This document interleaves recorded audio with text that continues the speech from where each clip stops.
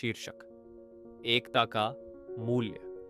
किसी गांव में रामनाथ नाम का एक बुजुर्ग किसान अपने 4 बेटों के साथ रहता था।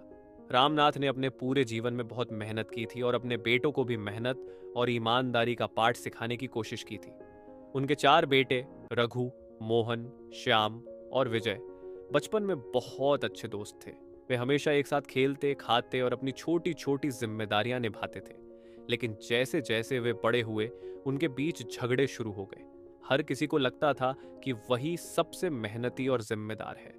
खेत की देखभाल, घर का काम और यहाँ तक कि छोटी छोटी बातों पर भी वे बहस करते थे। उनकी इस फूट ने रामनाथ को बहुत परेशान कर दिया था। रामनाथ ने कई बार उन्हें समझाने की कोशिश की, लेकिन उनकी बातें सुनने के बजाय बेटे अपने झगड़ों में और उलझ जाते। एक दिन चारों भाइयों ने फैसला किया कि अब वे एक साथ नहीं रह सकते। वे रामनाथ के पास गए और बोले, पिताजी, अब हमारे बीच के झगड़े खत्म नहीं हो सकते। हमें आपकी जमीन और घर का बंटवारा चाहिए। हमें हमारा हिस्सा दीजिए ताकि हम अलग अलग रह सकें। रामनाथ ने उनके शब्दों को चुपचाप सुना। कुछ देर तक उन्होंने सोचा और फिर बोले, ठीक है, अगर तुम सब ऐसा चाहते हो तो कल सुबह मैं तुम्हें तुम्हारा हिस्सा दे दूंगा, लेकिन उससे पहले मुझे तुमसे एक काम करवाना है। अगले दिन सुबह रामनाथ ने चारों बेटों को आंगन में बुलाया। उनके हाथ में लकड़ियों का एक मोटा गट्ठर गुच्छा था।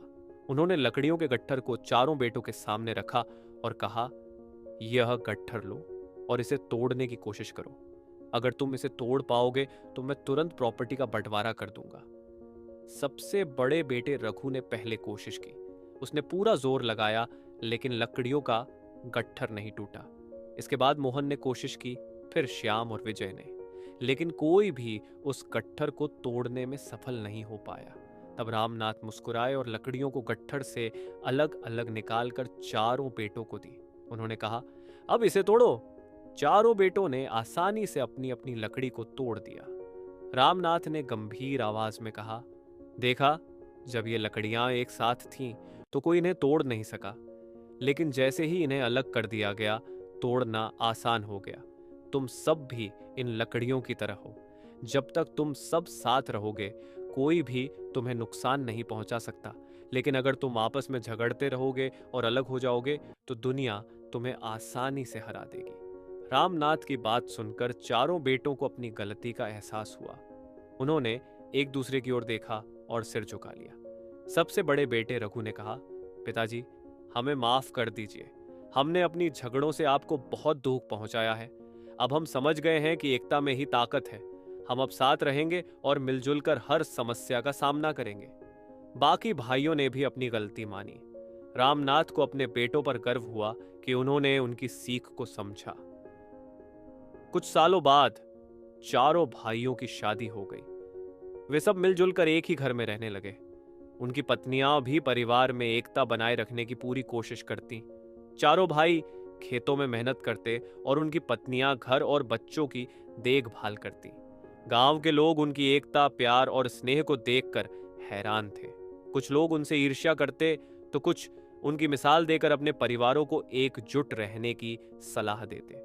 उनके बच्चे भी दादा रामनाथ की दी हुई सीख को समझते थे।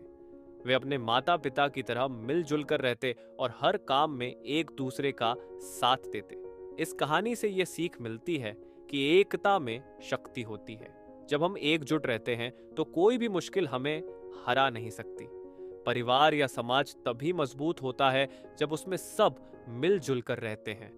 झगड़े और फूट से केवल कमजोरी आती है, जबकि एकता से हर समस्या का समाधान किया जा सकता है। अगर आपको रामनाथ और उनके बेटों की कहानी ने कुछ सिखाया तो इसे अपने जीवन में अपनाना न भूलें। परिवार या समाज में एकता से बड़ी कोई ताकत नहीं होती। ये कहानी हमें याद दिलाती है कि मिलजुल कर ही हर समस्या का समाधान किया जा सकता है। अगर आपको यह कहानी पसंद आई तो channel motivate India story India को सब्सक्राइब करें, लाइक करें और अपने दोस्तों और परिवार के साथ साझा करें। अपनी राय और सुझाव हमें कमेंट्स में बताना ना भूलें। धन्यवाद।